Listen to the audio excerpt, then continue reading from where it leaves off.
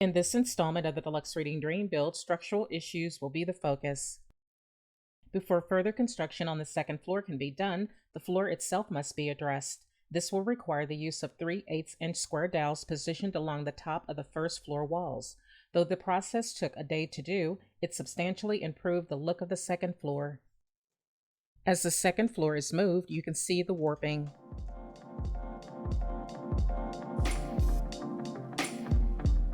Now begins the process of installing the dowels.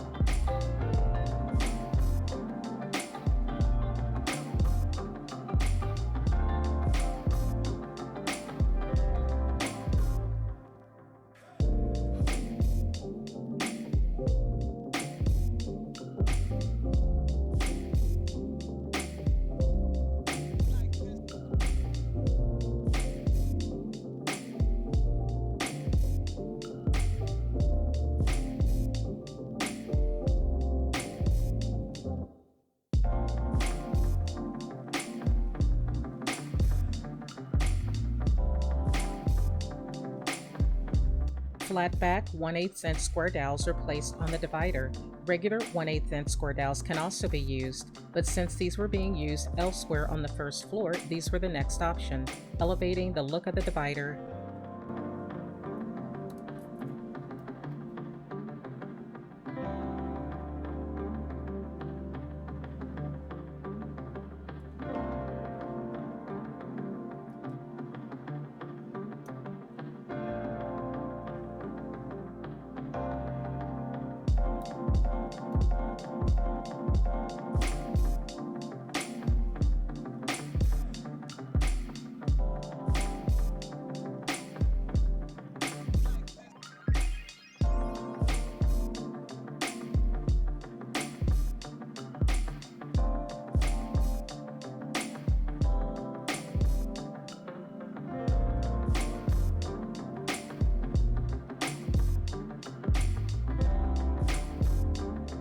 Now the side.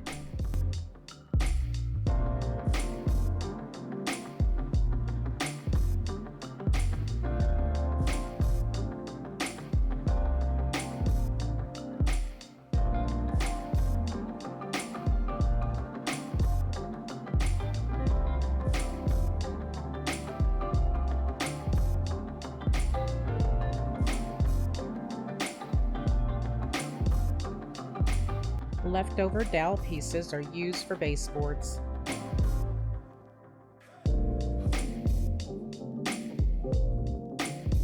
One-8-inch square dowels are placed between the connecting walls.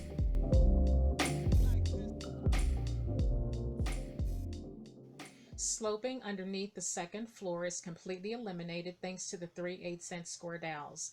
That's not only going to add the stability for the second floor, but I also took dowels and I put them along the front.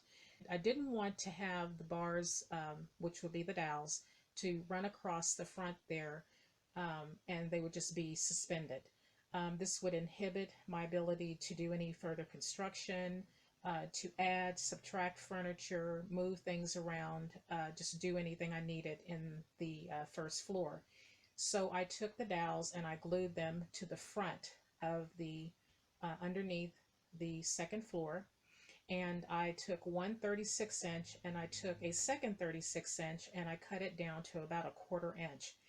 And where you see that tape there indicates the break there. So I glued those two pieces together and then I took tape and put around that, and that's just temporary.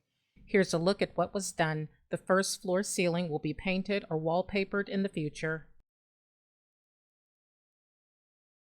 The other advantage of putting the dowels along the top, it straightened the walls. The walls were beginning to cave out, and that was due to all the construction I was doing. I was doing a lot of gluing, and you saw the kind of work I have been doing to put this project together.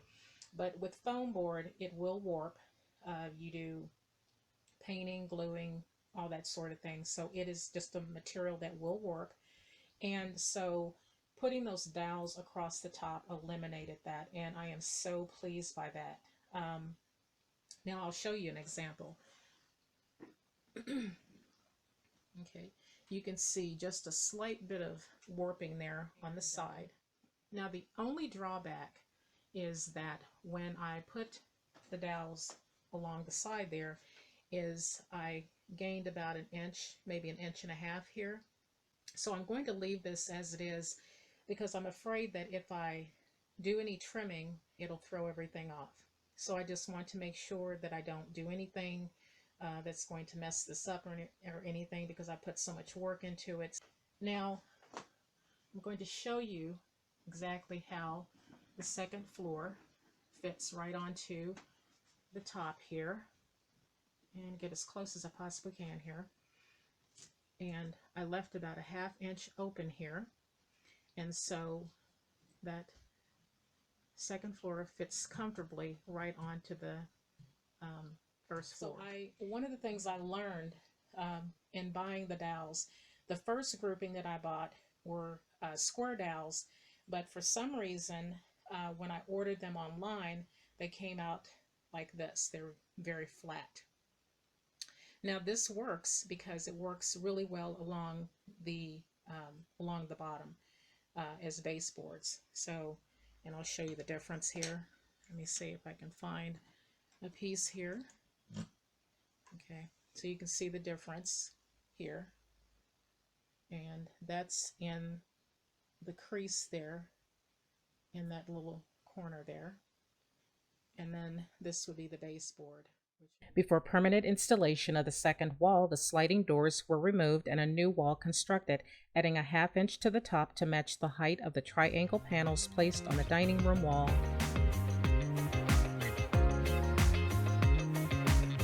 Once the sliding doors were reinstalled, basswood panels were placed on the sides for added detail.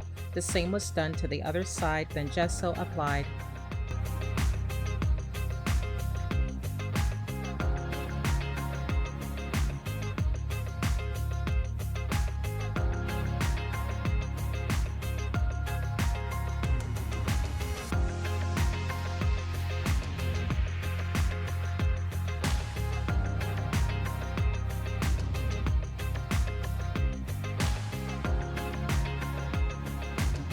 Installation of the third wall completes the structural portion of the second floor.